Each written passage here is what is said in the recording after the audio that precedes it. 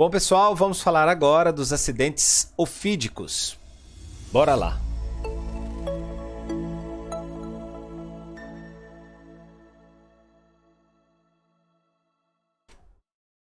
É importante para o profissional de saúde, quando ele está diante de um paciente com picadura de cobra, de serpentes, ele saber qual é a serpente para solicitar o soro antiofídico aí, né, para tentar controlar os efeitos da picadura dessa serpente. A clínica é muito importante, a gente vai falar da clínica agora, porém, pelos relatos, pode te ajudar também a começar a levantar alguma suspeita. A cobra venenosa, o corpo dela é mais grosso, a pupila dela é vertical, a cabeça dela é triangular, elas são cobras mais tranquilas. As venenosas, o corpo é fino, a pupila é redonda e elas tendem a ser um pouco mais agressivas aí. Sob a diferença das corais verdadeiras e corais falsas, a coral verdadeira, os anilhos são completos, enquanto a falsa, os anilhos não são completos. Beleza. E a questão do olho também, o olho da cobra verdadeira é um olho vermelho, branco, mas aí não nos ajuda tanto assim. A questão das víboras mais perigosas no Paraguai, a jararaca e a cascavel. A mais frequente é a cascavel. E aí, quando a gente fala de clínica, uma regra assim básica: a pessoa foi picada por cobra e tem edema, sangramento, tá muito feio aquilo ali, é a jararaca. Levou a picada, não tem sintoma nenhum, só os furinhos lá, bonitinho, é cascavel.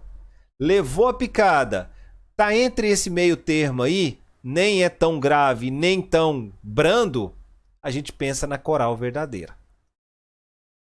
Tranquilo. O que mais? Nós sabemos que a cascavel e a picadura pela coral, elas têm efeitos neurotóxicos, então tem pitose palpebral. E nós temos que saber a importância desse efeito neurotóxico, que podem trazer insuficiência respiratória grave, sendo necessário a intubação no caso da picadura por coral. Então vamos lá.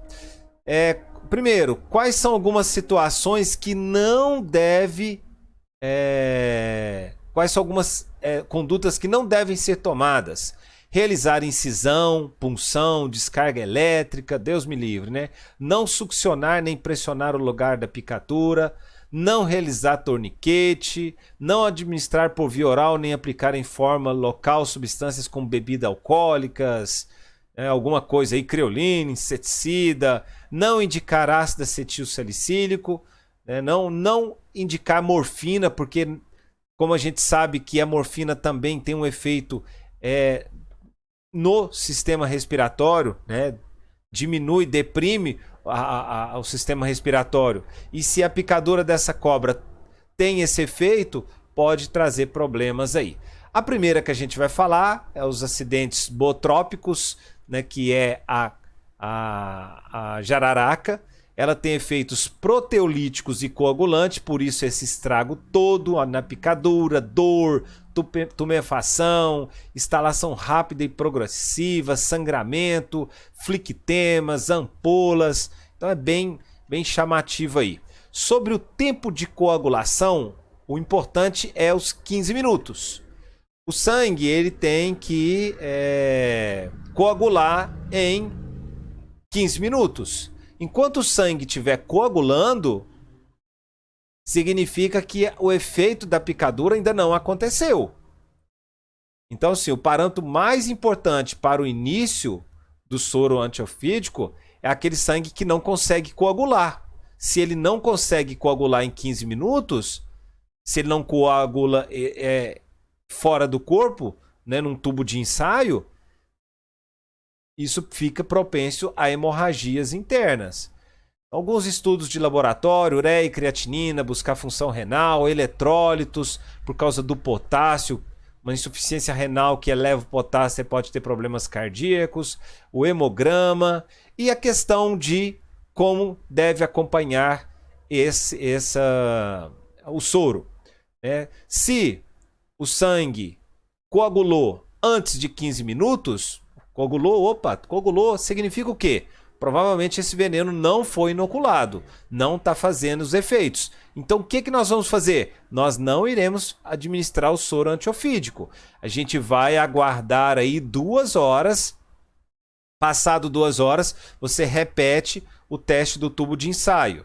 Se coagulou novamente em 15 minutos, você espera mais 2 horas. Se coagulou de novo, você espera mais 2 horas. Se ao final dessas 2 horas, passados 6 horas, o sangue coagulou ainda, essa pessoa não precisa fazer soro antiofídico. No caso do botrópico, ele é diluído em, né, são 150 miligramas de soro, diluído em 300 cc de soro fisiológico ou glucosado. Não deve reduzir a dose em ninhos. E finalizou esse goteio, um goteio lento para, né, riscos de respostas anafiláticas, respostas alérgicas. Assim que finalizar esse goteio, deve esperar 8 horas para um novo controle de coagulação. Passado 8 horas, esse sangue não coagulou, isso é um mau sinal, você vai fazer novamente outro esquema terapêutico aí. Tá bom? Então, se caso não resolveu. Em situações com sinais de síndrome compartimental, afinal, ele tem esse efeito proteolítico, né? Ele gera uma destruição. É importante administrar prednisona ou dexametasona. No caso de antibióticos, somente se faz profilaxia em crianças, amoxi mais clavulanato ou Subactam. A vacina antitetânica, não antes de 8 horas e confirmado o teste de coagulação. O acidente crotálico, que é a cascavel, ele tem efeito neurotóxico e hemolítico. Então, as manifestações são leves, praticamente não há nada no sítio da picadura. O que vai ter como característica aí? Pode ter paralisias, né? Pode haver parestesias, não tem manifestações hemorrágicas no sítio da picadura. E as neurológicas? Aqui começa, né? Pitose palpebral, flacidez de músculos, diminuição da agudeza visual e dificuldade respiratória. Só que a dificuldade respiratória mais grave mesmo é a da cascavel, mas aqui também tem essa preocupação. O problema maior da cascavel é a insuficiência renal. A insuficiência renal é mais frequente na cascavel do que no botrópico. Por isso, o paciente diagnosticado com picadura de cascavel deve receber uma hidratação generosa aí. Ele pode apresentar a urina roxa. Estudos laboratório, tempo de coagulação, crase sanguínea, ureia, eletrólise, hemograma, hepatograma, aclaramento de creatinina. O esquema terapêutico é o mesmo, a diferença é a dose. Aqui é somente 300 miligramas de soro antiofídico, diluídos em 300 cc de soro fisiológico ou glucosado. Não vai mudar a dose em crianças e o goteio, finalizando o goteio, né, tem que esperar 8 horas para um novo teste e repete aquela mesma estratégia. Se não resolveu, faz mais uma dose. E os acidentes elapídicos, né, que é a coral, eles têm efeito apenas neurotóxico. Então ele tem como característica uma paralisia progressiva dos músculos intercostais, diafragmáticos. Então aqui o risco enorme de falha grave, de insuficiência respiratória. Além disso, ele vai ter o quê? Dentro das manifestações locais, um edema, uma dor, um edema, um eritema, uma parestesia. Ou seja, ele é um pouquinho mais chamativo no local da picadura do que a cascavel e bem menos chamativo do que a botrópico, que é a jararaca. Dentro das manifestações sistêmicas, tem as miastenias, as pitoses bilateral, fasciculações, parálise dos músculos intercostais e o soro, nesse caso, 150 miligramas de soro antiofídico diluídos aí em 300 cc. Aqui algumas formas de apresentação, os combozinhos aí, né? E em situações de anafilaxia, em caso essa resposta é leve, deve administrar corticoide, 10 miligramas quilopeso dose e diluir 1000 cc, né, do soro e gotear lento. Ou seja, antes a gente estava colocando em 300 cc, agora, né, 1000 cc e um goteio lento. No caso grave é a mesma coisa, é 1000 cc em goteio lento. A grande diferença é que agora vai ser adrenalina endovenoso, uma ampola, né, diluída em 10 cc de soro fisiológico e hidrocortisona 10 miligramas quilopeso, repetir até 3 vezes com intervalo de 5 minutos em cada dose, e também adrenalina, né, repetir até 3 vezes com intervalo de 5 minutos em cada dose. Beleza, pessoal?